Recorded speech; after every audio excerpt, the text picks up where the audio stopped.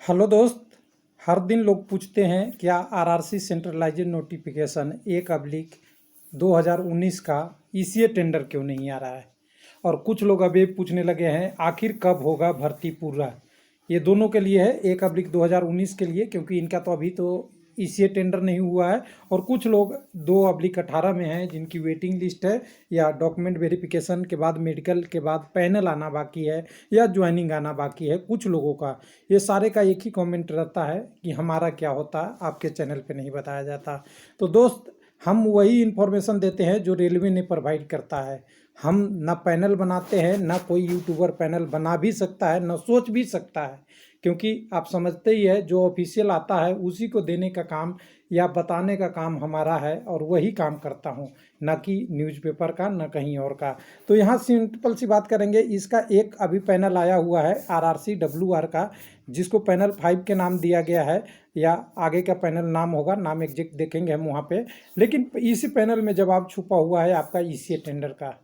तो ये कई बार आपसे जवाब में बात हो चुकी है हमारी। हालांकि कुछ लोग जो तैयारी करते हैं, एग्ज़ाम में लगे रहते हैं, उनको लगता है कि हर दिन मेरे लिए एक नया इन्फॉर्मेशन हो, जो हमेशा पॉसिबल नहीं है, नहीं है, नहीं है। तो इसके लिए सबसे बड़ी कारण है 2/2018, जिसकी वैकेंसी से अभी देख सकते हैं आपके पास गोरखपुर में भी डॉक्यूमेंट वेरिफिकेशन का शेड्यूल जारी हुआ था। आपका एनसीआर वाले में भी कुछ जारी हुआ था, कुछ आरआरबी में वेटिंग से ले रहे हैं, कुछ आरआरबी तो अभी सुस्त पड़े हुए हैं, चेन्नई में कहीं पीछे का हो रहा है। यानी सारा का प्रोसेस चल ही रहा है। यानी 2/18 अभी लाइव है, इसलिए आरआरसी 1/19 को ज़्यादा टेंडर पे आगे प्रोसेस नहीं हुआ है, हमारे हिसाब से यही लगता है। और जैसे ही आगे की प्रोसेस रेलवे के पास टाइम होगा, तब इसको आगे शुरुआत किया जाएगा। हालांकि लोग कहेंगे कि इतनी दिन हो गई वैकेंसी का, होना तो चाहिए। तो दोस्त, हम भी कहते हैं होना चाहिए, लेकिन होता जो है, जो गवर्नमेंट चाहती है, जो सिस्टम चाहती है, और जो आगे की प्रोसेस चाहती है, आगे की रिक्वायरमेंट चाहती है, हम भी आपके साथ हैं। लेकिन हकीकत ये है कि गवर्नमेंट ही इस सारी चीज़ों को पूरा कर सकती है। तो चलिए उस पैनल को देखने के लिए चलेंगे।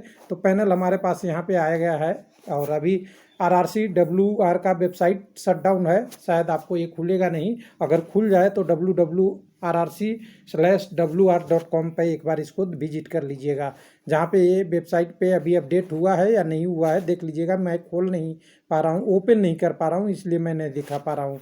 जिसमें इन्होंने बोला है कि इतने कैंडिडेट को, और डेट भी देखिएगा, डेट के साथ इन्होंने आगे प्रोसेस को किया है। तो डेट कहाँ है, मैं एक बार दिखा दूँ। इधर की तरफ डेट तो दिख नहीं रहा है, 18/5/2020। नीचे की तरफ देखेंगे, यहाँ पे हमारे पास डेट है। सॉरी, एक बार डेट हम ला दें यहाँ पे आपको हाईलाइट करके।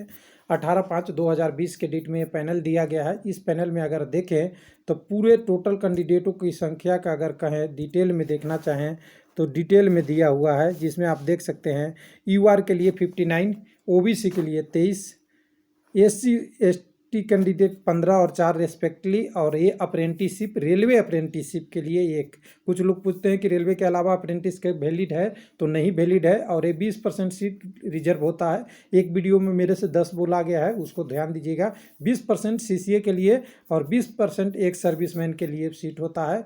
और उसके बाद जो कोर्ट का ऑर्डर आया है उसमें रिवीजन हुआ था पीडब्ल्यूडी का सीट, तो यहाँ पे 14 हुआ है। हालांकि अभी पीडब्ल्यूडी का बहुत सीटें खाली है, जो आने वाले दिनों में ये भी दिखेगा कि इसको भरा जाएगा। करीब 100 से 150 सीटें कम से कम खाली है, इससे ज़्यादा ही हो सकता है।